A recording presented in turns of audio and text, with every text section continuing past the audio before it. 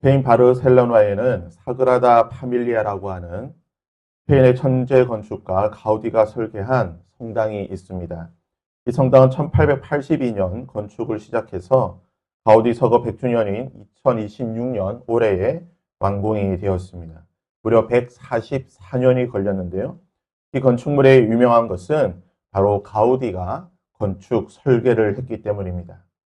이처럼 근대 이후 건축물에는 그 건축 건물을 설계하고 건축한 건축가의 이름이 나타나게 되고 그 건축가의 이름에 따라 건물이 유명세를 타기도 하는 것입니다. 성경에는 성막과 성전을 만들고 건축할 때에 성막과 성전을 건축한 기술자와 그것을 만든 건축가의 이름이 나타납니다. 본문은 솔로몬의 왕궁을 건축하는 과정과 성전의 안에 있는 여러 가지 그 물품들을 만드는 그 기록들을 하고 있는데요. 1절에서 12절까지는 솔로몬의 왕궁에 대한 설명입니다.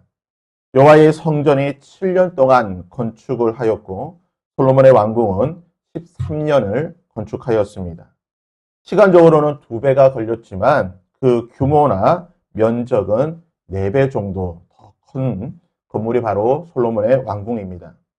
아무래도 성전은 제사를 위한 단일 건물이고 왕궁은 왕이 거처하고 또한 여러 가지 재판과 행정을 보는 그런 여러 건물이 있다 보니까 규모가 훨씬 커지지 않았나 생각이 됩니다.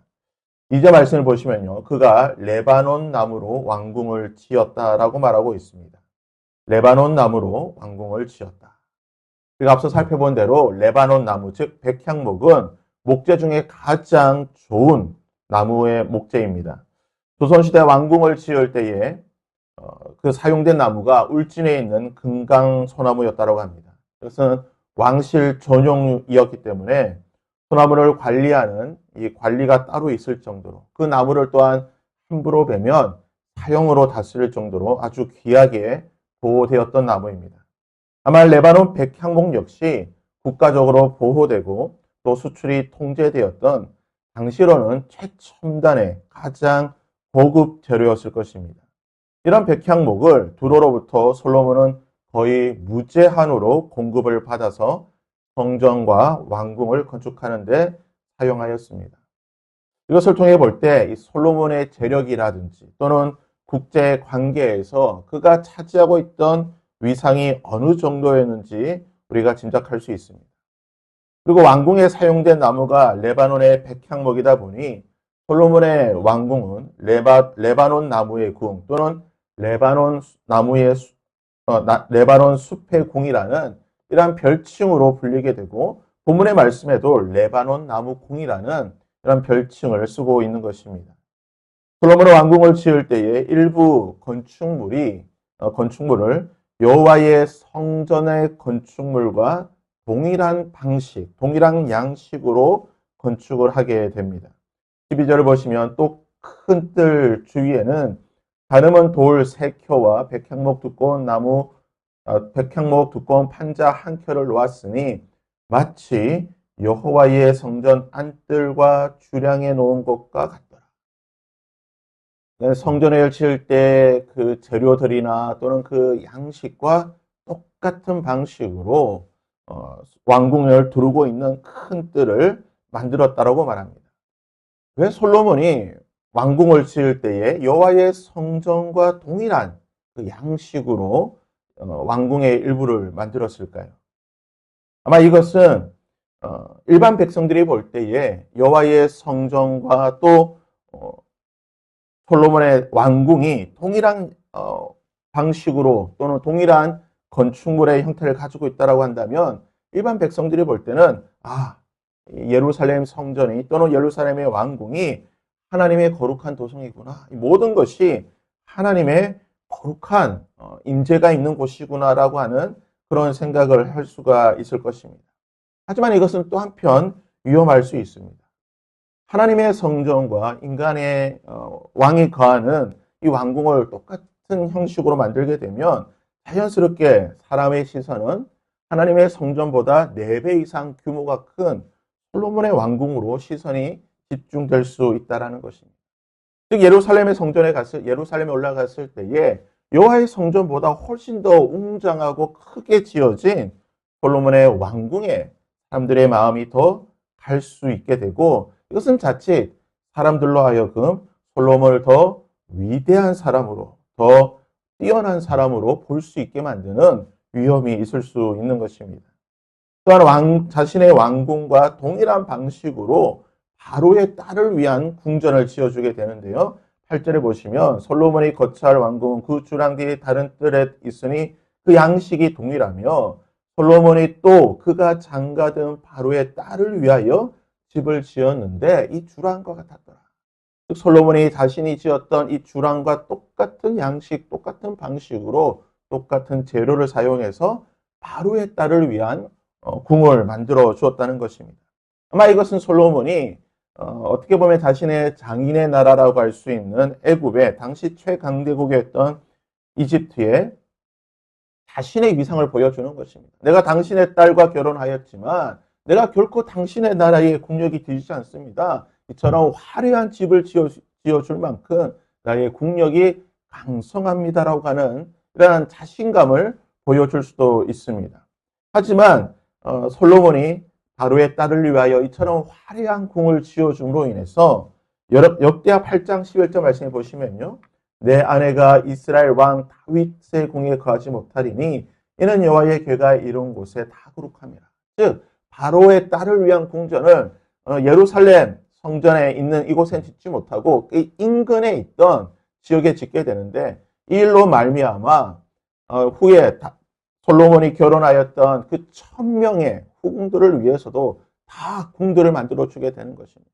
바로의 딸을 위한 궁전을 만들어 주다 보니 다른 후궁들, 다른 첩들도 동일한 것들을 요구하게 되고 결국은 예루살렘 성전을 중심으로 해서 그 인근 둘레에 온갖 그 궁들과 신전들을 짓게 되는 이런 엄청난 잘못을 저지르게 되는 그 단초를 솔로몬이 이 일을 통해서 하게 되었다는 것입니다. 13절에서 51절까지는 다시 여호와의 성전을 건축하는 내용들이 기록이 되어 있습니다. 출애굽기 31장에 보시면 여호와의 성막을 건축할 때에 내가 유다 지파 홀의 손자요 우리의 아들인 부살레를 지명하여 부르고 하나님의 영을 그에게 충만하게 하여 지혜와 총명과 지식과 여러 재주를 주었다라고 말하고 있습니다. 또한 6절에 보시면 내가 또 단 지파 아히사막의 아들 올리압을 세워 그와 함께 있게 하며 지혜로운 마음이 있는 모든 자에게 내가 지혜를 주어 그들이 내가 내게 명령한 것을 다 만들게 하였다라고 말합니다. 유다 지파 부살렐, 단 지파 올리압, 그리고 지혜로운 마음이 있는 모든 자를 하나님께서 부르셔서 성막을 짓게 하였다라고 말합니다.